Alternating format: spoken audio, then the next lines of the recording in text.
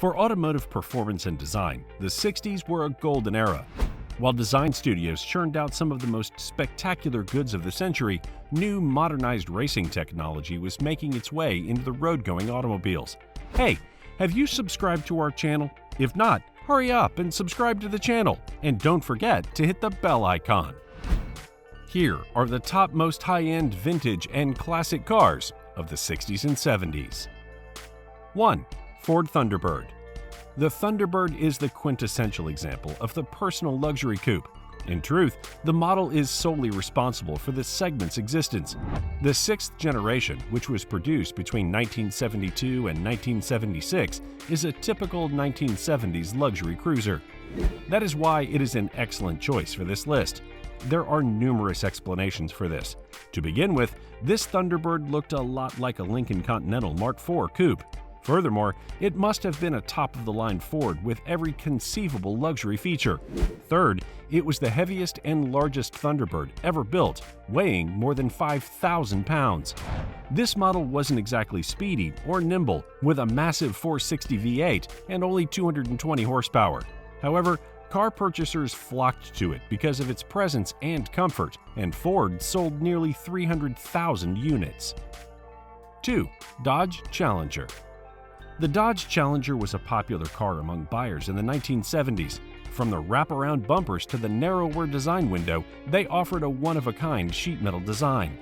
The Dodge Challenger's kit included concealed windshield wipers, ventless door glass, post-type door latches, floating caliper disc brakes, automated speed control, and bucket seat adjusters.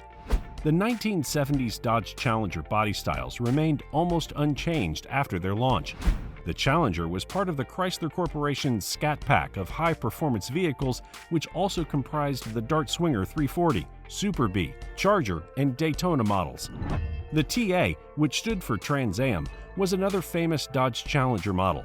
The Dodge Challenger TA model was a one-of-a-kind vehicle with a stunning appearance. They had a six-pack 340 engine with rally suspension, front disc brakes, and a lot of other cool features. On the racetrack, Dodge Challengers were also quite popular. The 1970 Dodge Challenger, by comparison, was known as the Motown Missile and was a huge hit with Chrysler aficionados. The high-performance procedure was heavily influenced by Chrysler engineers from the Drag Racing Research and Development Group. 3. Toyota 2000 GT. The Toyota 2000 GT was Japan's first collector automobile, debuting as a display car in 1965. The display car model was a big hit, and in 1967, it was placed into production. The Toyota 2000 GT possessed a 2-liter inline-six engine, which was similar to many other GTs at the time, but its handling finesse was unmatched. Its handling alone allowed it to defeat more powerful cars on the track, gaining it a devoted following and numerous victories. The car's design is known as a Coke bottle design, and it's one of the most popular designs in that genre. In You Only Live Twice, James Bond even drove the automobile. The 2000 GT changed the perception of Japan in the automotive world, which was previously considered as a producer of stodgy, imitative vehicles. This sleek, high-performance fastback proved that Japanese automakers could build sports cars that could compete with European brands. The car was dubbed one of the most exhilarating and fun cars we've driven by Road and Track in 1967, and it was compared favorably to the Porsche 911. At auctions nowadays, 2000 GTs frequently sell for more than 7 figures. 4. Lotus Elan. Meanwhile, while the muscle car industry in America was thriving, British car makers were experiencing their own revival of sorts. The Lotus Elan of the 1960s looked eerily similar to the Mazda Miata of the 1990s, despite the fact that the Elan design was ahead of its time and the Miata design was a throwback. Initially, the Elan was only available as a roadster, a brazen sports vehicle with only 2 seats. Because it only had 108 horsepower when it was released, it relied on its very light weight and outstanding handling to be an enjoyable car. The appearance was appealing to minimalists in contrast to the extravagant and over-the-top American vehicles of the time, and it was low, sinuous, and immensely popular with speed fans. The Elan is solely responsible for raising Lotus's international reputation. It established Lotus as the specialist sports car manufacturer. The Lotus twin-cam engine, which was based on the Ford Kent pre-Crossflow 4-cylinder 1498cc engine, powered the automobile. The rights to this design were eventually purchased by Ford, who called it the Lotus Ford twin-cam and planned to use it in a variety of future Ford and Lotus production and racing cars. 5. Pontiac GTO. Here's the automobile that prompted Chevrolet to make its Chevelle muscle car meaner and leaner. Speaking of the Pontiac GTO. Between 1964 and 1974, the Pontiac GTO was produced. Despite the fact that there had been earlier muscle cars, many believe the GTO to be the start of the tendency for all Ford domestic automakers to provide a selection of competing models. The GTO was an available package for the mid-sized Pontiac Tempest from 1964 to 1965. From 1966 until 1971, it was its own model. It was reintroduced as an option package for the 1972-73 Le Mans and the 1974 Ventura. The GTO was created in response to Pontiac's need to add something new to their portfolio following the recent prohibition on factory-backed racing.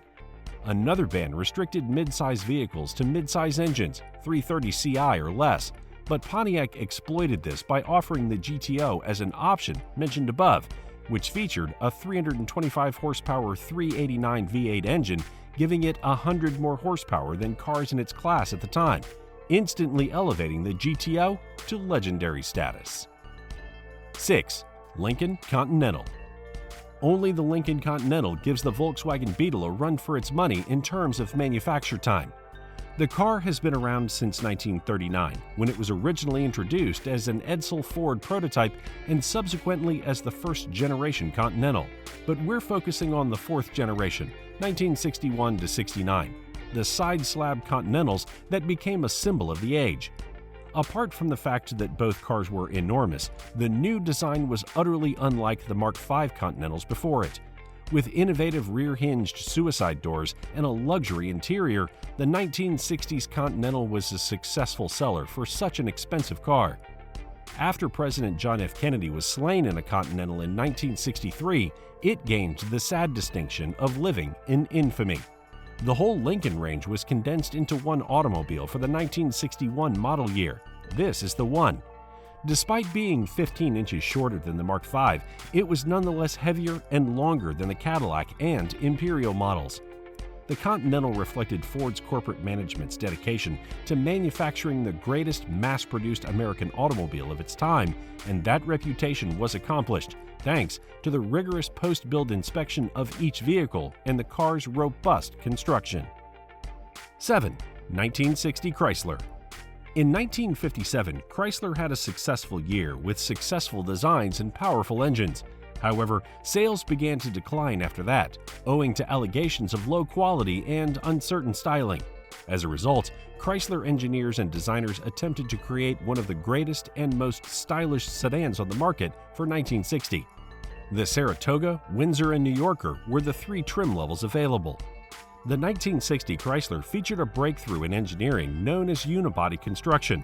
Earlier in the day, most new vehicles had a traditional body-on-frame design. It was tough yet hefty, and its development potential was restricted. Chrysler was one of the first corporations to provide industry-standard creative solutions. Prices ranged from just under $3,000 to $4,500 for the top-of-the-line New Yorker models. Customers could also choose from V8 engines with 305 to 350 horsepower. 8. Volkswagen Beetle. The Volkswagen Beetle has one of the longest production runs of any automobile ever. It was first released in 1938 before World War II and continued to be manufactured until 2003. The Type 1 is the most well-known and popular Beetle, having sold over 21 million vehicles worldwide. It was a compact, inexpensive, and dependable air-cooled car that paved the way for considerably more expensive German automobiles such as BMW and Mercedes. The Type 1 Beetle finished fourth in the same 1999 Car of the Century poll that included the Mini and Porsche 911. The original Beetle was never going to win any races or beauty contests because its engine only produced 25 horsepower and had a top speed of only 62 miles per hour. In the post-war years, Autobahn speeds were raised and the output was increased to 40 horsepower.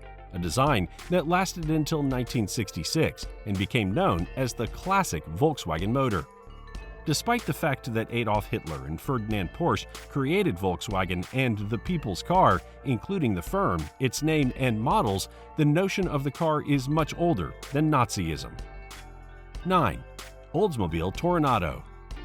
The Oldsmobile Toronado was substantially restyled for 1979, and it was nearly mechanically identical to the Cadillac Eldorado. The redesigned Toronado featured a chassis that was 22 inches shorter as part of a downsizing program that affected all GM products. It also came with a variety of body and engine options. However, the downsizing was more than just a matter of reducing the length of the previous year's model. The Toronado was, in fact, well engineered and built. The end result was a car that was significantly more compact and efficient while maintaining the same degree of comfort and driving qualities. The Toronado, which retained its trademark front-wheel drive configuration, now offered the 350 V8, as well as a fascinating and innovative but not particularly durable diesel version. When compared to the identical Eldorado, the Toronado retained its identity because of its unique front and rear ends, as well as various other options. 10. BMC Mini. The Mini was one of the first little automobiles to attain widespread popularity in the 1960s. The British Motor Corporation, BMC, designed the automobile, which became a symbol of British pop culture in the 1960s. The Mini, more than any other car on this list, defined the era in question. The car had a front-wheel drive configuration with a space-saving transverse engine, allowing nearly 80% of the interior to be used for passengers and luggage. A generation of car makers was also impacted by this approach. In 1999, the Global Automotive Elections Foundation named the Mini the second most influential car of the 20th century, behind only the Model T. Sir Alec Isagonis developed the automobile, which was produced all over the world but mostly in England. Throughout its long life, the car went through 4 marques or generations. BMW purchased the Rover Group in 1994 but kept the rights to manufacture the Mini. In total, 5,387,862 Minis were sold worldwide by the time manufacture ended in 2000. Anyway guys, here is where we're going to end the video. If you liked the video and found it useful, please subscribe to the channel and click the bell icon to be notified when new, spicy, and interesting content is available. Tell your relatives and friends about it as well. We'd love to hear your opinions, so please share them in the comment area below. Stay safe, take care.